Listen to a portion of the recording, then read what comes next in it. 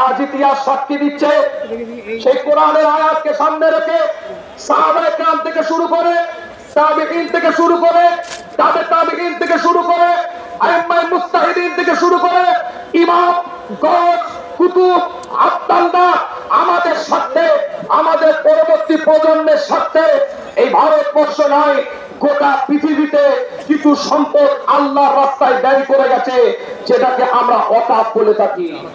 খুব স্বল্প সময়ের মধ্যে বলতে চাই, ওয়াকাফ অ্যাক্টের উপরে আলোচনা করেছে।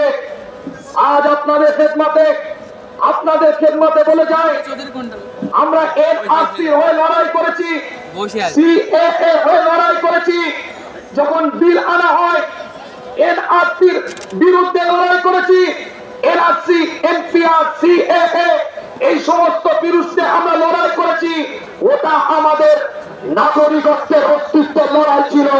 আজ ওয়াকাফ বিল যদি মেম্বার অফ পার্লামেন্টে এই বিরাট পরে দাঁড়িয়ে আছে, আমরা আওয়াজ তুলি। সংক্ষেপ কথা, বিস্তারিত কথা বলে আপনাদেরকে কষ্ট দেব না। শেষ একটাই কথা বলে যায়, আজ ভারতবর্ষের বুকে ওয়াকাফ আইন আসতে চলেছে মেম্বার অফ পার্লামেন্ট থেকে।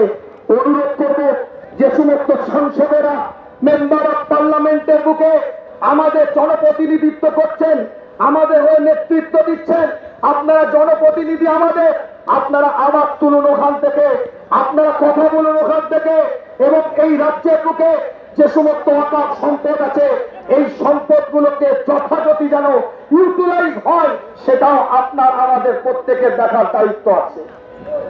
আল্লাহ আমাদের সকলকে কবুল করেন, সকলে বলেন আমিন। সকলকে সালাম ভালোবাসা দিয়ে দরবারে ফুরফুরা শরীফ থেকে আপনাদের খেদমতে আপনাদের পীরের আওলাদ এসেছিলাম।